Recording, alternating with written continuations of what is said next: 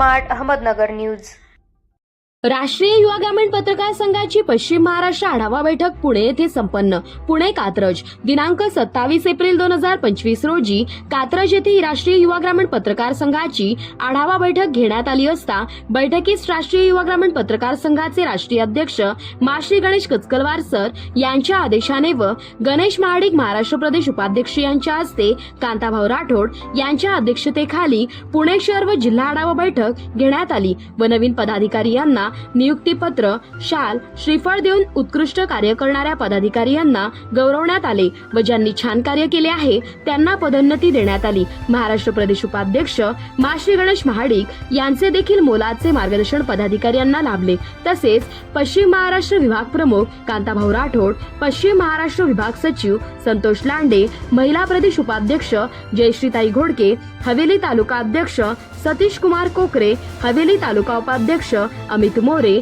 गणेश राऊत, पुणे ग्रामीण जिल्हा उपाध्यक्ष गोपाळ भालेराव, परशुराम मोरे, लक्ष्मण खैराटे, किरण सोनवणे, आदित्य चव्हाण, परमेश्वर कदम, सर्व पत्रकार व आदी मान्यवर यावेळी उपस्थित होते। आढावा बैठकीत महत्त्वाच्या विषयांवर सकारात्मक चर्चा झाली व आलेल्या प्रमुख पाहुणे यांना शाल, श्रीफळ, पुष्पगुच्छ देऊन प्रमुख मान्यवरांचा सत्कार करून टाळ्यांच्या गजरामध्ये त्यांचा गौरव करण्यात आला। यावेळी मनोगत व्यक्त करताना श्री गणेश कचकलवार सर, युवा ग्रामीण पत्रकार संघ राष्ट्रीय अध्यक्ष यांनी कुठल्याही पत्रकारावर अन्याय झाल्यास आम्ही व आपले पदाधिकारी नेहमी सोबत आहोत, फक्त आपण योग्य दिशेने कार्य करावं असं सांगितलं व सर्वांचे मनोगत ऐकून नंतर कार्यक्रमाची सांगता करण्यात आली। प्रतिनिधी शामराव जगताप। याच्यासाठी पेटून उठणं गरजेचं आहे आणि त्यांना न्याय मिळवून देणं हे आपलं काम आहे। हे काम जर आपण प्रामाणिकपणे केलं तर खरंच सांगतो आपल्याला कधीच कुठलीच गोष्ट कमी पडणार नाही, कारण प्रत्येकाचा हिशोब आता या कलियुगामध्ये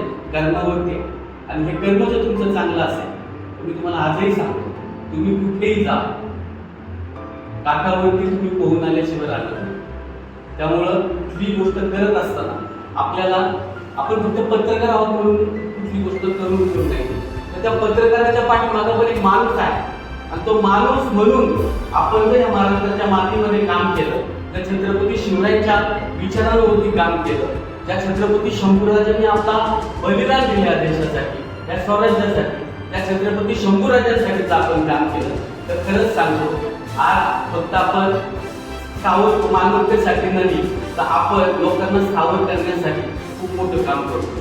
कारण आज पाहता तुम्ही प्रत्येक गोष्टीमध्ये, प्रत्येक क्षेत्रामध्ये भ्रष्टाचार, प्रत्येक सामान्य व्यक्तीपासून नेत्यापर्यंत विकला गेलेला आहे।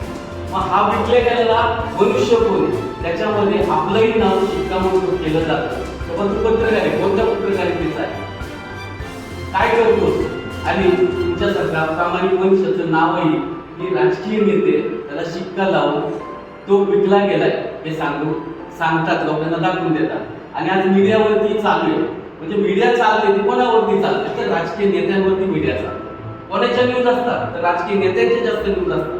तुम्ही अनुभव आला, प्रत्येक नेता अनुभव कुठल्याही पक्षाचा असतो, कुठल्याही पक्षाचा जर नेता असतात त्याच्यातून तुम्ही जास्त पासा। माझं असं मत आहे की नेता हा नेत्याच्या बाजूला तिथे आहे ठीक आहे, पण आपण पत्रकारिता जपली पाहिजे। त्यासाठी प्रत्येकाला माझं एकच सांगणे की प्रत्येकाच्या स्वभावामध्ये निर्भीडता असतात, कुणीही विकला गेला नाही पाहिजे। आणि जर या गोष्टी सार्थ करायच्या असतील तर सगळ्यांनी, सगळ्या पत्रकारांनी एकत्र येऊन आज असं मला वाटतं की एकत्र येऊन ती शपथ घेतली पाहिजे, काहीतरी झालं तर आम्ही विकले जाणार नाही, आम्ही निर्भीडता जपू आणि खऱ्या अर्थाने त्या महाराष्ट्राच्या मातीला आम्ही सगळेजण मिळून न्याय देऊ। जेवढं तुम्ही या ठिकाणी बोलतो आणि तुम्ही मला पहिल्यांदाच मी आपल्या व्यासपीठावरती मला तुम्ही संधी दिली बोलायची, त्यामुळे सगळ्याच व्यासपीठावरती आदरणीय सर्वच मान्यवर या ठिकाणी आहेत। मला नाव माहीत नाही त्याबद्दल मी व्यक्त करतो, सर्वच मान्यवरांचं मी मनापासून स्वागत करतो आणि तुम्ही मला बोलण्याची संधी दिली त्याबद्दल तुम्हाला सगळ्यांचाही मनापासून आभार मानतो आणि सांगतो जय महाराष्ट्र।